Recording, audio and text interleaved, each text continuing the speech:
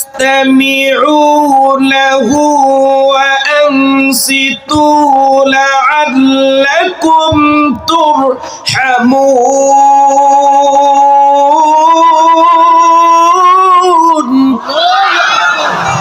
কথাকার আল্লাহ রাব্বুল আলামিন বলেন, যখন তোমাদের সামনে কুরআনুল কারীম থেকে কথা বলা হবে, উপদেশ দেওয়া হবে, নসিহত করা হবে, তখন তোমাদের দায়িত্ব হলো দুইটা। কয়টা? এক নম্বরে হলো চুপ করা লাগবে, নীরব হওয়া লাগবে, নিস্তব্ধ হওয়া লাগবে। আর দুই নাম্বার হলো আমলের মানসিকতা নিয়ে দিলের কান দিয়ে আল্লাহর কোরআনে কারীমের কথাগুলো শ্রবণ করা লাগবে। একটু জোরে বলেন সুবহানাল্লাহ। যদি আপনি চুপ করে আমলের মানসিকতা নিয়ে আল্লাহর কোরআনে কারীমের কথাগুলো আপনি যদি আমলের নিয়তে শুনেন, আল্লাহ তাআলা বলেন লাআল্লাকুম তুরহামুন, আল্লাহ পাক তার রহমত আমাদের সকলের উপর বর্ষণ করে দিবেন। আমরা কি আল্লাহ পাকের রহমত পেতে চাই? একটু জোরে বলেন তো, সবাই চাই? তাহলে রাস্তায় আছে যারা, তারা কি আল্লাহ পাকের রহমত পেতে চায়? দোকানে আছে যারা, মেলায় আছে যারা, খেলায় আছে যারা, ও বন্ধু আমার প্রিয় ভাইয়েরা, যারা মেলায় আছেন, খেলায় আছেন, রাস্তায় আছেন, বাজারে আছেন, আড্ডায় ব্যস্ত আছেন, বন্ধু অনেক খেয়েছেন, অনেক আড্ডা দিয়েছেন, ও বন্ধু কোরআনুল কারীমের মাঠ সাজিয়ে কোরআনুল কারীমের মাঠে এসে বসে যান, আল্লাহ পাকের রহমত নিয়ে তারপরে বাসায় ফিরে যেতে পারবেন। একটু আওয়াজ করে কথা বলেন ঠিক কিনা? কোরআনুল কারীমের মাহফিল সাজিয়ে তার আশেপাশে কেউ যদি কথাবার্তা বলে, হইচই করে, গন্ডগোল সৃষ্টি করে, মেলা জমায়, ও বন্ধু এগুলো মুমিনের চরিত্র হতে পারে না, এগুলো হলো মুনাফিক আর কাফেরের চরিত্র। একটু আওয়াজ করে কথা বলেন ঠিক কিনা?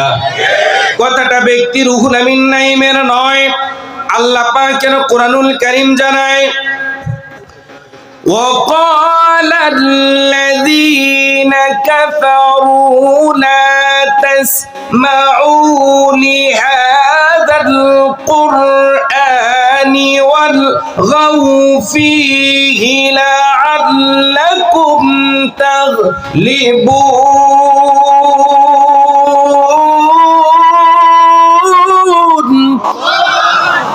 কথাকার আল্লাহ রাব্বুল আলামিন বলেন, কাফেরেরা বলল তোমরা কোরআন শুনতে যাবে না, কোরআনুল কারীম তো শুনবেই না। এমন কি যেখানে আল্লাহ পাকের কোরআনুল কারীমের কথা বলা হয়, উপদেশ দেওয়া হয়, নসিহত করা হয়, তার পাশে গিয়ে হইচই করো, কথাবার্তা বলো, গন্ডগোল সৃষ্টি করো, মেলা জমাও, যাতে করে আল্লাহ পাকের প্রিয় বান্দারা নির্বিঘ্নে নিশ্চিন্ত মনে আল্লাহ পাকের কোরআনুল কারীমের কথাগুলো শ্রবণ করতে না পারে। একটু আওয়াজ করে কথা বলেন ঠিক কিনা? এজন্যই দেখবেন প্রত্যেকটা তাফসীরুল কোরআন মাহফিলের পাশে মেলা আছে না নাই? একটু জোরে বলেন, মেলা আছে না নাই? গতকালকে ছিল না, আগামীকালকেও থাকবে না। আজকে কোরআনের মেলা সাজানো হয়েছে, এখানে আবার মেলার আয়োজন করা হয়েছে। এখন আপনারা বলেন মেলায় লোক বেশি না মাহফিলে বেশি? জোরে বলেন কোথায়? থাকা দরকার ছিল কোথায়? আরো জোরে বলেন কোথায়? ও বন্ধু আপনারা যারা কোরআন প্রেমী, যারা আল্লাহকে ভালোবাসেন, আল্লাহর কোরআনকে ভালোবাসেন, প্রিয় বন্ধু তাড়াতাড়ি করে অতি দ্রুত সবকিছু পিছনে ছেড়ে দিয়ে আল্লাহর কোরআনের মাঠে এসে বসে যান। আল্লাহ যেন কবুল করেন, বলেন আমিন। আরো জোরে বলেন আমিন। ও বন্ধু তারপরেও যারা কোরআনুল কারীমের মাহফিলে আসবে না, আল্লাহ পাকের কোরআনে কারীমের কথাগুলো তারপরেও যারা শুনবে না মনোযোগ দিয়ে, তাদের জন্য যখন জাহান্নামের ফয়সালা হয়ে যাবে, আল্লাহ তাআলা আল্লাহ পাকের জাহান্নামের ফেরেশতারা তাদেরকে যখন ধরে জাহান্নামের গেটের কাছে নিয়ে যাবে, জাহান্নামের যারা রক্ষী থাকবে, দারোয়ান থাকবে, তারা বলবে, ও মিয়া, এই জাহান্নামের কাছে কেন আসলে? জাহান্নাম তো ভালো জায়গা না। আমি আপনাদের কাছে জানতে চাই, জাহান্নামটা কি আপনাদের পছন্দ?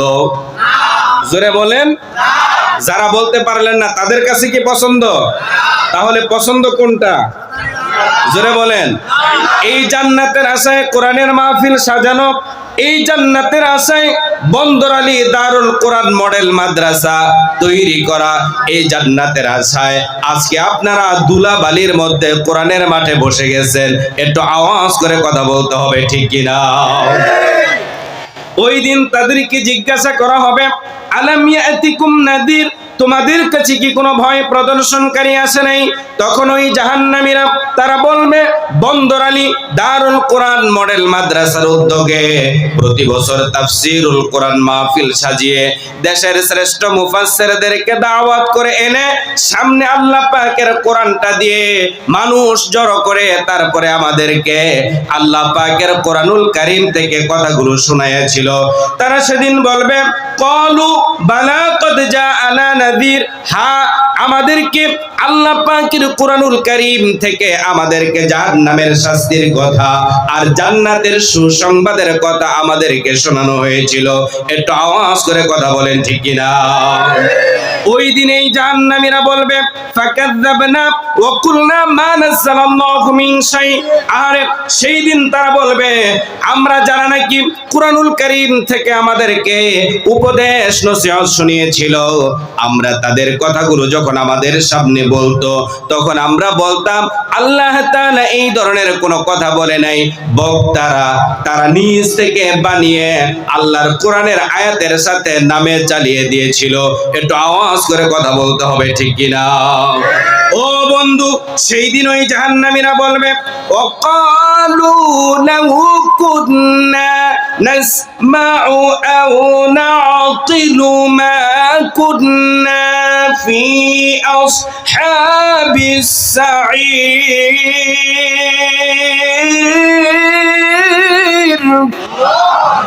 সেই দিন এই জাহান্নামীরা বলবে, আহারে, আমরা যদি বন্দর আলী দারুল কোরআন মডেল মাদ্রাসার উদ্যোগে আয়োজিত তাফসীরুল কোরআন মাহফিলে বসে আল্লাহ পাকের কোরআনুল কারীমের নসিহতগুলো যদি আমলের মানসিকতা নিয়ে শুনতাম, আর কোরআনে কারীম দিয়ে আমার ব্যক্তি, আমার পরিবার, আমার সমাজ, আমার রাষ্ট্র, আমার রাজনীতি, আমার অর্থনীতি, আমার আইন আদালত, আমার কোর্ট কাচারি, ব্যবসা বাণিজ্য, চাকরি বাকরি, জীবনের প্রত্যেকটা পড়তে মুড়ে যদি আমরা আল্লাহ পাকের কোরআনুল কারীমকে মেনে নিতে পারতাম, তাহলে আজকে আমাদেরকে এই জাহান্নামের কঠিন আযাবের সম্মুখীন হওয়া লাগতো না। একটু আওয়াজ করে কথা বলতে হবে, ঠিক কিনা? প্রিয় বন্ধুগণ, আমার প্রিয় ভাইয়েরা, আমার চোখ দুটো যখন বন্ধ হয়ে যাবে, নাক দিয়ে যখন আর শ্বাস বের হবে না, আফসোস করে কোনো কাজে লাগবে না। একটু আওয়াজ করে কথা বলেন, ঠিক কিনা? এজন্যই কোরআনুল কারীমের মাহফিলে বসে আমাদেরকে আল্লাহ পাকের কোরআন শোনা লাগবে। কথা বলেন, ঠিক কিনা? ও বন্ধু, এখন আপনারা হয়তো অনেকে বলবেন, ও রুহুল আমিন নাঈম, আপনি তো প্রথমবারের মতো আমাদের এই মাঠের মধ্যে কোরআনের তাফসীর মাঠে এসেছেন, আপনি তো আমাদের ব্যাপারে জানেন না। আমাদের অনেক সম্পদ আছে, আমাদের অনেক ক্ষমতা আছে। সম্পদ আর ক্ষমতা এই দুইটাকে একসাথে মিলায়া কত কিছু এই পর্যন্ত করলাম, পার পেয়ে গেলাম। কেউ আমাদের দিকে আঙ্গুল তুলে কথা বলতে পারে নাই, চোখ তুলে তাকাতে পারে নাই। ও বন্ধু, আপনার কত সম্পদ আছে আর কত ক্ষমতা আছে আমার জানা দরকার নাই, জানতে চাইও না। প্রিয় বন্ধু, আপনি জেনে রাখুন, এই পৃথিবীর মধ্যে সবচেয়ে বেশি সম্পদ ছিল যার, কারোর নাম হলো তার। একটু জোরে বলেন তো, নামটা কি? আরো জোরে বলেন। কারুনের এত সম্পদ ছিল, তার সিন্ধুক, আলমিরা, গোডাউন এর চাবি বহন করার জন্য একটা দুইটা না 13টা উট লাগছিল। আমরা এখানে যারা আছি আমাদের কয়টা উট লাগে চাবি বহন করার জন্য? কয়টা লাগে? ওই যে একজন কইতাছে আমার চাবিই নাই, চাবিই নাই। কথা বলেন। অনেকের তো চাবিই নেই, আবার উট লাগবো কোন জায়গায়? সবার মিললে কি একটা ছাগল লাগবে? ছাগল চিনেন? বকরি, বকরি লাগবে? লাগবে না। তাহলে প্রিয় বন্ধু, আল্লাহ তাআলা সে কথা নেই বলেন, মা আযনা আন্নি মালিয়া। আল্লাহ তাআলা বলেন আপনার সম্পদ কোনো কাজে লাগবে না যদি আপনি আল্লাহর জমিনে আল্লাহর দ্বীন কায়েমের আন্দোলনে সংগ্রামে যদি আপনার সম্পদ খরচ করতে না পারেন। একটু আওয়াজ করে কথা বলেন ঠিক কিনা? আল্লাহ তাআলা তারপরে বলেন, হালাকা আন্নি সুলতানিয়া। তারপরে আল্লাহ তাআলা বলেন শুধু সম্পদ নয়, আপনার ক্ষমতাও কোনো কাজে লাগবে না। বন্ধু, আপনাকে আল্লাহ তাআলা যতটুকু ক্ষমতা দিয়েছেন, ওই ক্ষমতাটা যদি আপনি আল্লাহ পাকের এই কুরআনুল কারীমের পক্ষে, ইসলামের পক্ষে, রাসূলের আদর্শের পক্ষে, যদি একামতে দ্বীনের পক্ষে যদি আপনার ক্ষমতার ব্যবহার করতে না পারেন, তাহলে আপনার সম্পদ আর আপনার ক্ষমতা কোনোটাই কোনো কাজে লাগবে না। একটু আওয়াজ করে কথা বলেন ঠিক কিনা? সম্পদ আর ক্ষমতা আপনি আল্লাহ পাক রব্বুল আলামিনের এই ইসলাম তথা কুরআনুল কারীম আল্লাহর জমিন আল্লাহর দ্বীন কায়েমের আন্দোলনে সংগ্রামে ব্যবহার না করার কারণে আপনি আল্লাহ পাকের দেয়া আমানতকে খেয়ানত করেছেন। এই অপরাধে আল্লাহ তাআলা আপনার বিপক্ষে কি রায় দেন কুরআনুল কারীম থেকে শুনেন। আল্লাহ তাআলা বলেন, খুযূহু ফাগুল্লুহ। আল্লাহ তাআলা বলেন তাদেরকে ধরা হবে, তাদেরকে এরকম ভাবে গ্রেফতার করা হবে, তারপরে হ্যান্ডকাপ লাগানো হবে, ডান্ডা বেরি লাগানো হবে, কোমরের মধ্যে গরু বাঁধার রশিও বাঁধা হবে। কথা বলেন ঠিক কি ঠিক না? বিগত দিনে আমরা দেখেছি নিরপরাধীকে অপরাধী বানিয়ে ডান্ডা বেরি লাগানো হয়েছে, কোমরের মধ্যে গরু বাঁধার রশি লাগানো হয়েছে, হাতের মধ্যে হ্যান্ডকাপ লাগানো হয়েছে। এই ধরনের অবস্থা অন্তত আপনাদের এলাকায় হয় নাই। জোরে বলেন হইছে? আরো জোরে বলেন তো হইছে? ও বন্ধু, যারা নিরপরাধীদেরকে অপরাধী বানিয়েছে, হ্যান্ডকাপ লাগিয়েছে, ডান্ডা বেরি দিয়েছে, ও বন্ধু, তারা যদি ক্ষমতা আর সম্পদের বাহাদুরি দেখায় যদি অন্যায়ভাবে কাজগুলো যদি করে থাকে, তাহলে আল্লাহ তাআলা তাদের বিপক্ষে কি রায় দেন একটু কোরআন থেকে শুনে যান। আল্লাহ তাআলা বলেন সুম্মাল জাহিম সাল্লু। আল্লাহ তাআলা বলেন যারা অন্যায়ভাবে এই কাজগুলো করেছিল, আল্লাহ তাআলা তাদেরকে ধরবেন, হ্যান্ডকাপ লাগাবেন, ডান্ডা বেরি লাগাবেন, তারপরে তাদেরকে আল্লাহ তাআলা জেলখানার মধ্যে বন্দী করবেন। আল্লাহ পাকের জেলখানার নামটা কি? একটু জোরে বলেন কি নাম? আল্লাহ তাআলা ওই জেলখানার মধ্যে যাদেরকে ভরবেন, কিভাবে তাদেরকে ধরবেন আর কিভাবে বাঁধবেন সেই কথা আল্লাহর কোরআনে আছে না নাই? আল্লাহ তাআলা সে কথাও বলে দিলেন, সুম্মা ফি সিলসিলাতিন যারউহা সাবউনা যিরাআন ফাসলুকু। আল্লাহ তাআলা বলেন 70 গজ শিকল দিয়া পেঁচায়া মোড়ায়া পিঠ মোড়া বান্ধিয়া তারপরে তাদেরকে জেলখানায় ভরা হবে। একটু আওয়াজ করে কথা বলতে হবে ঠিক কিনা? কেন ভরা হবে সে কথা আল্লাহ তাআলা বলেন, ইন্নাহু কানা লা ইউমিনু বিল্লাহিল আযীম।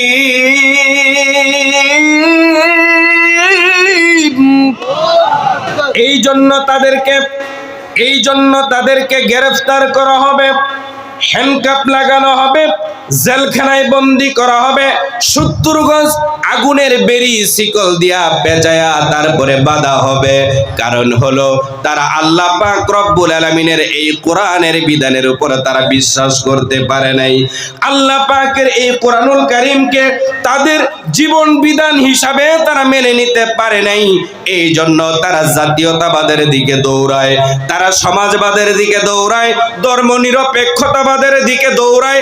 এই দৌড়ি যারা করেছে, আল্লাহ পাকের দেয়া পূর্ণাঙ্গ জীবন বিধান, কমপ্লিট কোড অফ লাইফ এই কোরআনকে রেখে দিয়ে আল্লাহ তাআলা তাদেরকে ধরবেন, পিঠমোড়া বান্ধিবেন, তারপরে তাদেরকে জাহান্নামে ভরবেন। একটু আওয়াজ করে কথা বলতে হবে, ঠিক কিনা? প্রিয় বন্ধুগণ, আমি এবং আপনি আমরা যখন রূহের জগতে ছিলাম, তখন আল্লাহ তাআলা আমাদেরকে প্রশ্ন করেছিলেন, আলাস্তু বিরাব্বিকুম, আমি কি তোমাদের রব নই? সেই দিন আমার প্রিয় বন্ধুগণ, বাবা আদম থেকে এই পর্যন্ত, এখন থেকে কিয়ামত পর্যন্ত আমরা সকলেই সেই দিন জবাব দিয়েছিলাম, ক্বালু বালা, নিশ্চয় আপনি আমাদের রব। এই জবাব সেখানে আমরা রূহের জগতে দেওয়ার পরে, এই দুনিয়ার মধ্যে আসার পরে কিছু লোক নিজেই দাবি করে বসেছিল, আনা রব্বুকুমুল আলা, আমি হলাম সবচাইতে বড় খোদা। নামটা কি? একটু জোরে বলতে হবে, আরো জোরে বলেন। আমার প্রিয় বন্ধুগণ, ওই ফেরাউন কি এই জমিনে আছে? আবু জাহেল আছে, নমরুদ আছে, তাদের উত্তরসূরি আছে না নাই? এই নামের কোন লোক আছে?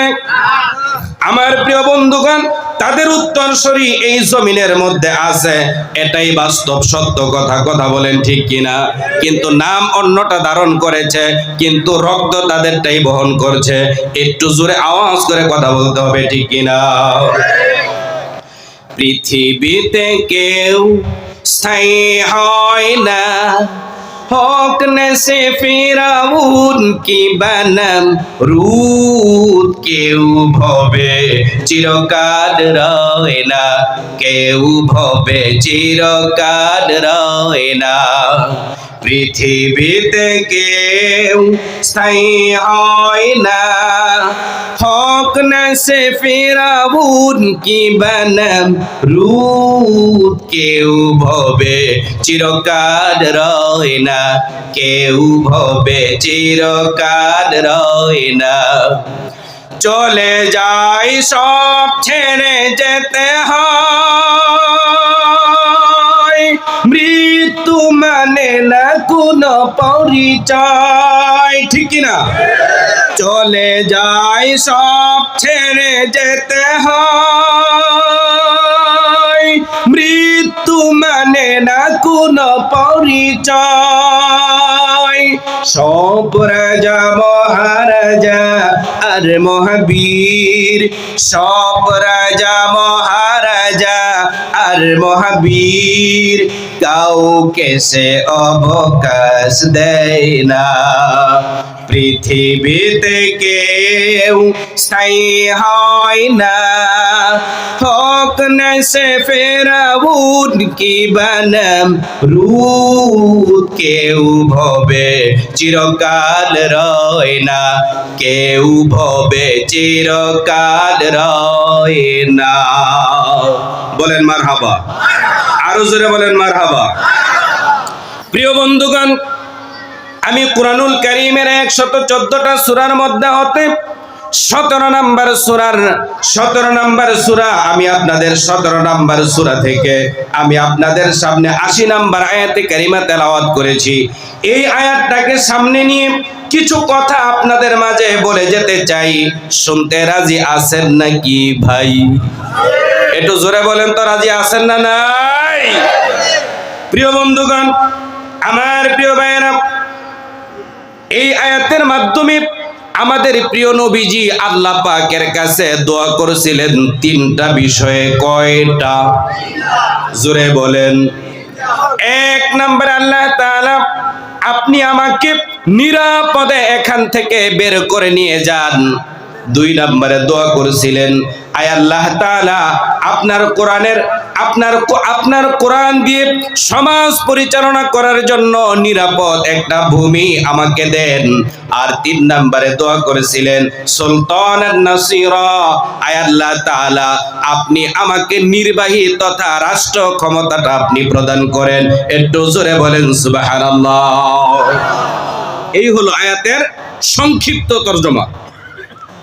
প্রিয় বন্ধুগণ, এবার শুনেন, কান লাগান, মনোযোগ দেন। খেল ছুটে গেলে আপনি হারিয়ে ফেলবেন, এই জন্য অল্প সময় আমি কথা বলবো। আমার প্রিয় বন্ধুগণ, রাহমাতুল লিল আলামিন এই পৃথিবীতে আসার 6 মাস পূর্বে বাবাকে হারালেন, 6 বছর বয়সে মাকে হারালেন, 8 বছর বয়সে দাদাকে হারালেন, তুলে নিলেন চাচা আবু তালিব। আমার প্রিয় বন্ধুগণ, নবীজির বয়স এখন 17 বছর। কত বছর? একটু জোরে বলেন তো কত? 17 বছর বয়সে রাহমাতুল লিল আলামিন তিনি তার সমমনা যুবকদেরকে নিয়ে বয়সে কম বা বেশি একটা সংগঠন করেছিলেন। নাম কি তার? একটু সবাই বলেন, কি নাম? হিলফুল ফুজুল। এই হিলফুল ফুজুলের ব্যানারে রাহমাতুল লিল আলামিন নিজের ফর্মুলায় 17 বছর থেকে 23 বছর, 17 বছর থেকে 40 বছর পর্যন্ত মোট 23 বছর তিনি আইয়ামে জাহিলিয়াতের লোকদেরকে আলোর দিকে, আদর্শের দিকে তিনি দাওয়াত করেছেন, ডেকেছেন। কোনো পরিবর্তন হলো না, নবীজির বিরোধিতাও হলো না, বরঞ্চ নবীজি সাল্লাল্লাহু আলাইহি ওয়াসাল্লামের আমানতদারির কারণে তারাই মক্কার কাফির বেঈমান ইহুদিরা তারাই রাহমাতুল লিল আলামিনকে আল আমিন as-সাদিক উপাধি দিল। তারা আল্লাহ পাকের হাবিবকে আল আমিন as-সাদিক উপাধি দিল। আবু জাহেলকে তারা নেতা বানালো। আবু জাহেলকে কি বানাইছে? একটু জোরে বলেন। আবু জাহেলের নেতা হিসাবে মানে, কিন্তু আবু জাহেলের বাড়িতে তারা তাদের ধন সম্পদ, টাকা পয়সা, স্বর্ণ অলংকার জমা রাখে না, কারণ তারা জানে আবু জাহেল হলো একটা স্বৈরাচার। আবু জাহেল কি? জোরে বলেন, আবু জাহেল কি? এই জন্য আবু জাহেলের বাড়ি রাখে না। এতিম মুহাম্মদ সাল্লাল্লাহু আলাইহি ওয়াসাল্লামের বাড়ি তাদের ধন সম্পদ, টাকা পয়সা, স্বর্ণ অলংকার সবকিছু রাহমাতুল লিল আলামিনের বাড়ির মধ্যে রাখে। একটু আওয়াজ করে কথা বলেন, ঠিক কিনা? বয়স এখন নবীজির কত? একটু জোরে বলেন কত? আরো জোরে বলেন কত?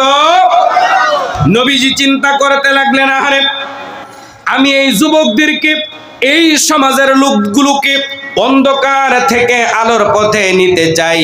তার জন্য তাদের পিছনে এত মেহনত করলাম, রাত দিনে কাজ করলাম, লোকগুলো আমার কথা শুনে না, বিরোধিতাও করে না। আমার কোথাও ত্রুটি হচ্ছে কিনা, আমার কৌশলের মধ্যে কোনো ত্রুটি আছে কিনা। এই জন্য আমাদের প্রিয় নবী রাহমাতুল লিল আলামিন তিনি নীরবে নির্জনে চলে গেলেন হেরা গুহায়।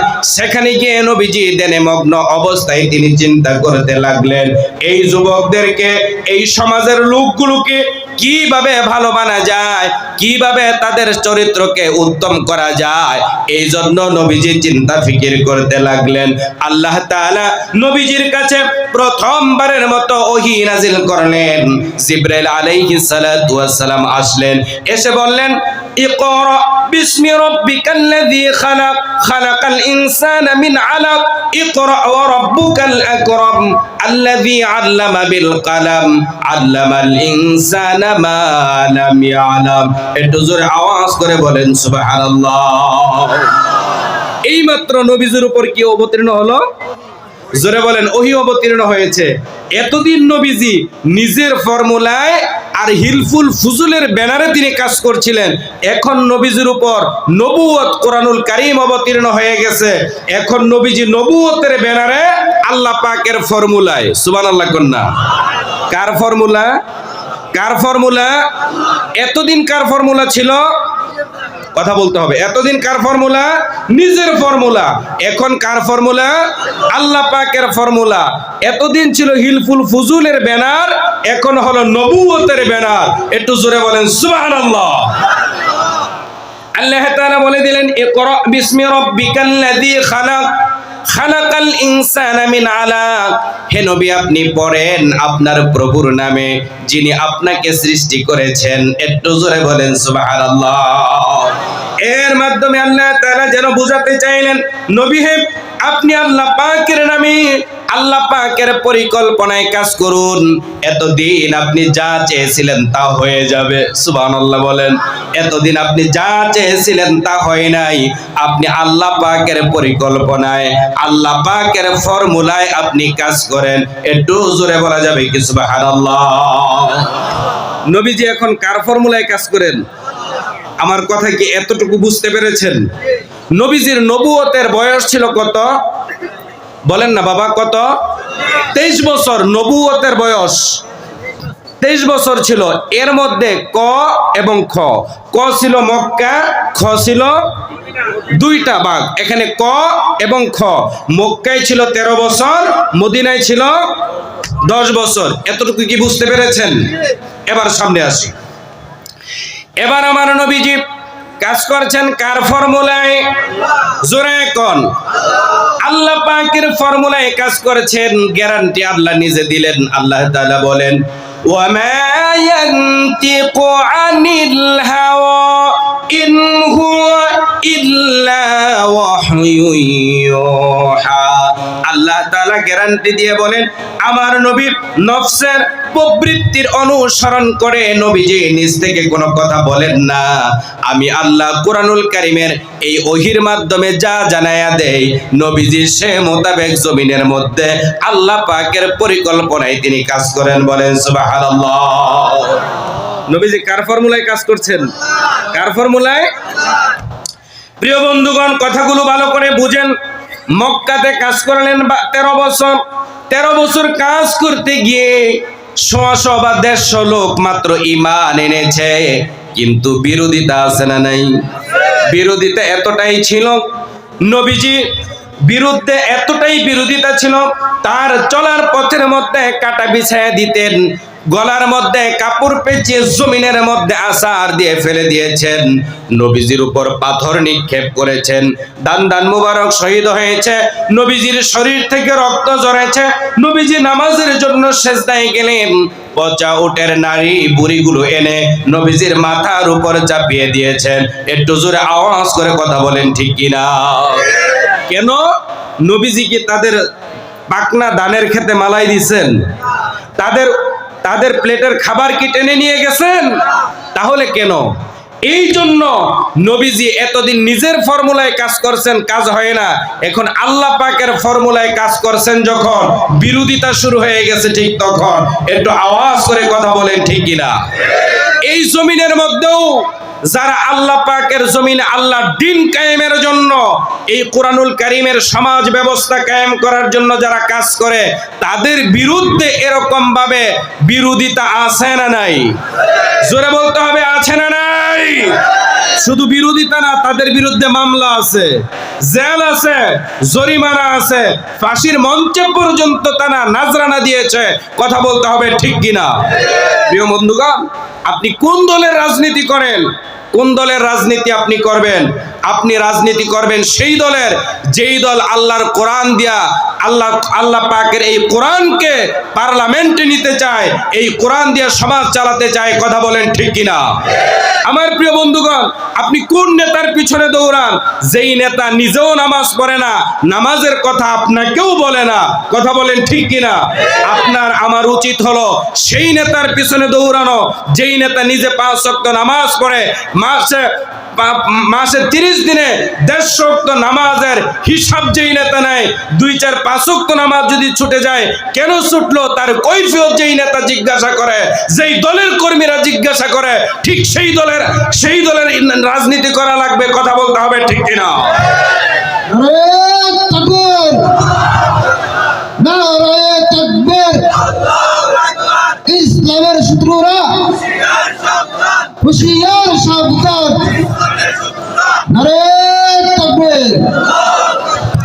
বন্ধুগণ, কথাগুলো বুঝেন। নবীজি কাজ করলেন মক্কাতে কয় বছর? 13 বছর।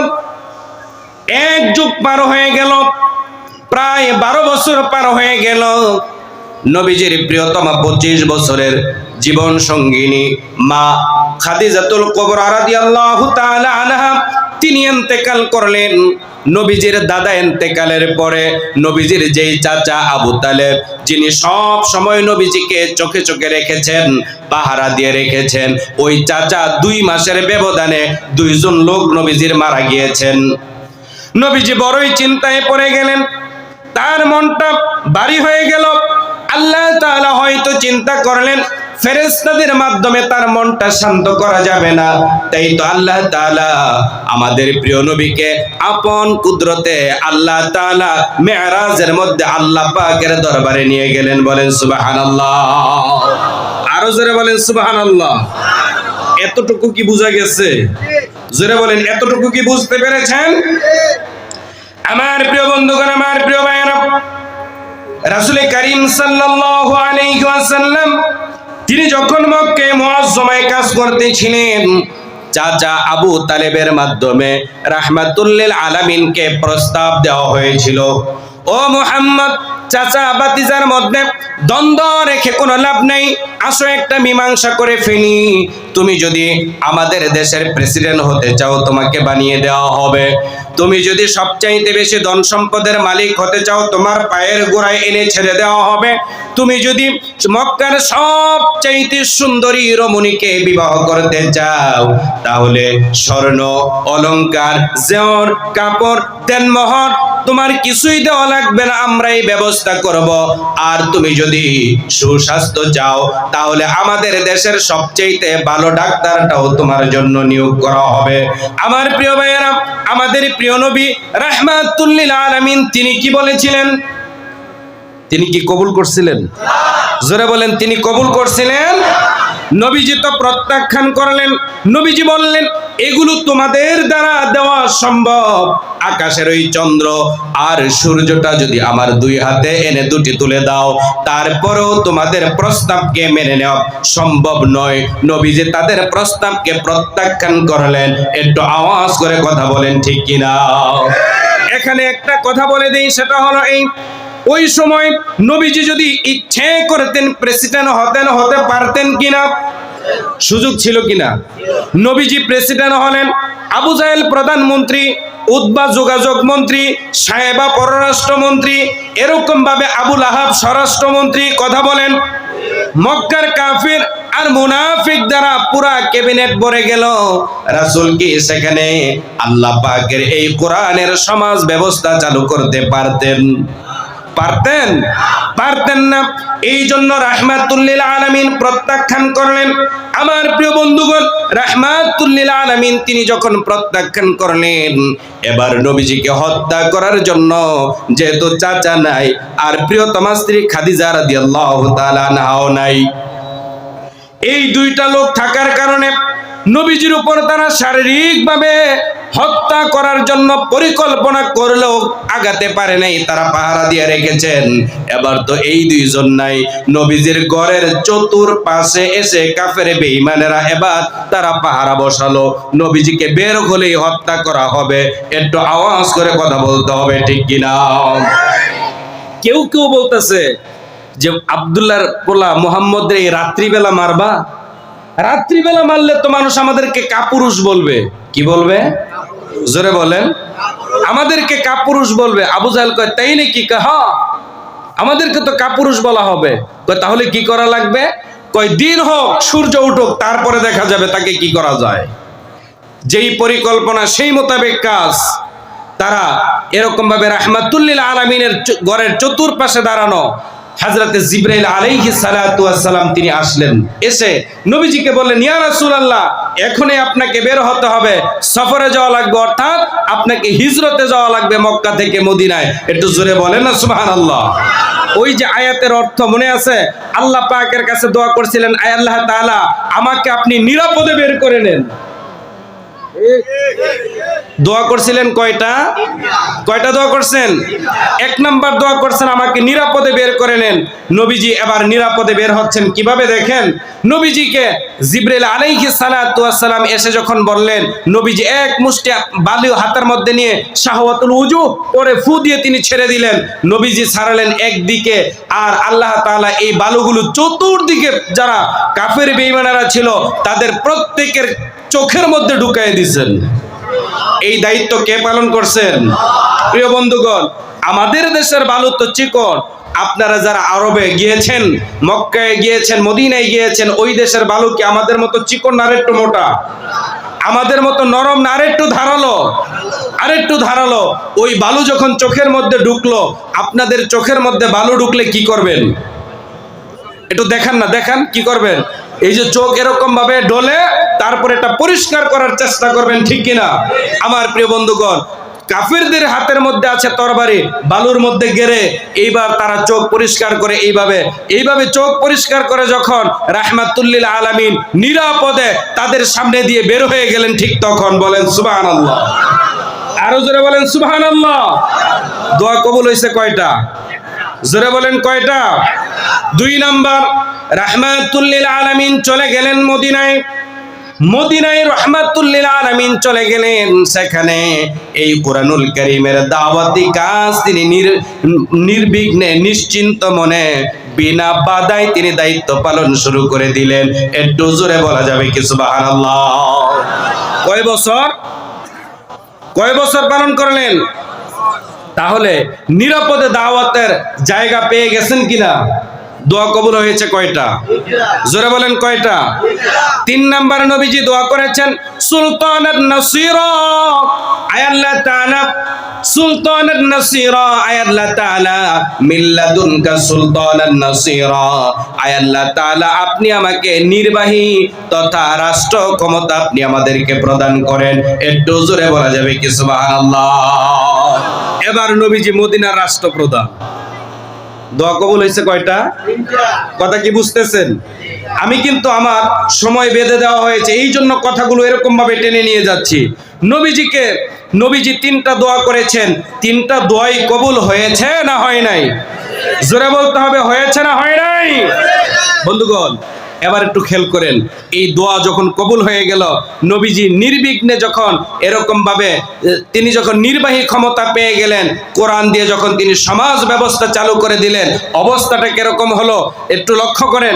আল্লাহ তাআলা তারপরে জানিয়ে দেন, নবীজি আদর্শবান চরিত্রবান কর্মী তিনি যখন তৈরি করা শুরু করে দিলেন, তিনি যখন আদর্শবান চরিত্রবান কর্মী তৈরি করলেন, ওই কর্মীর মধ্যে ছিলেন হযরতে আবু বকর, হযরতে ওমর, হযরতে উসমান, হযরতে আলী রাদিয়াল্লাহু তাআলা আনহুমা।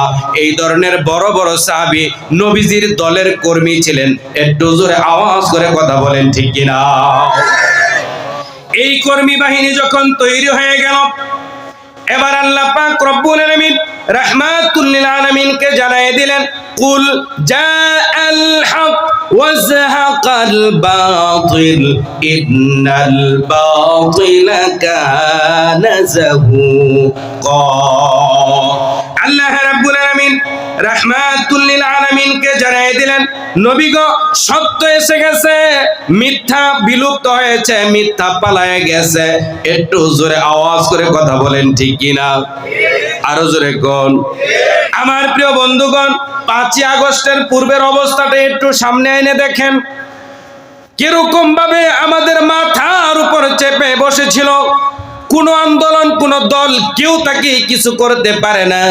কিন্তু আদর্শবান চরিত্রবান এই সমস্ত যুবকেরা, তরুণেরা যখন সামনে চলে আসলো, আমার পূর্বের বক্তা বলেছেন সময় পেয়েছে কয় মিনিট? লিল্লাহে তাকবীর, রাহমাতুল।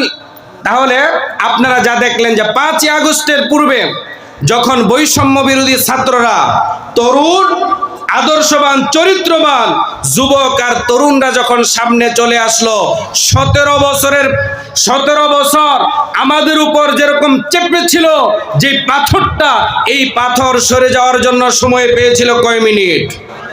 জোরে বলতে হবে, কত সময়?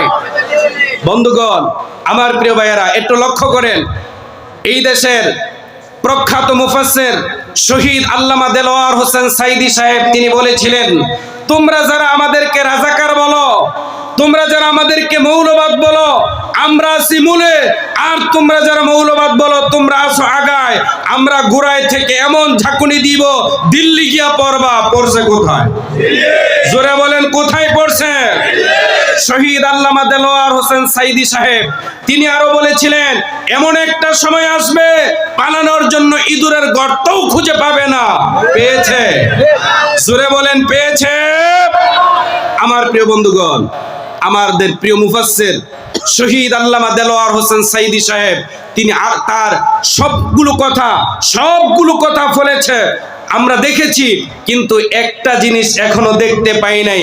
তার জন্য আমরা আকাঙ্ক্ষিত, আমরা তার জন্য অপেক্ষায় আছি। তিনি বলেছেন, অপেক্ষা করো, ধৈর্য ধারণ করো, এমন একটা সময় আসবে বাংলার জমিনে কোরআনের রাজ কায়েম হবেই হবে। কথা বলেন ঠিক কিনা? সেই দিনের অপেক্ষায় আমরা আছি। আল্লাহ তাআলা যেন কবুল করেন, বলেন আমিন। আরো জোরে বলেন আমিন। আমার প্রিয় বন্ধুগণ, আমার প্রিয় ভাইয়েরা, তাহলে ওই ষড়যন্ত্র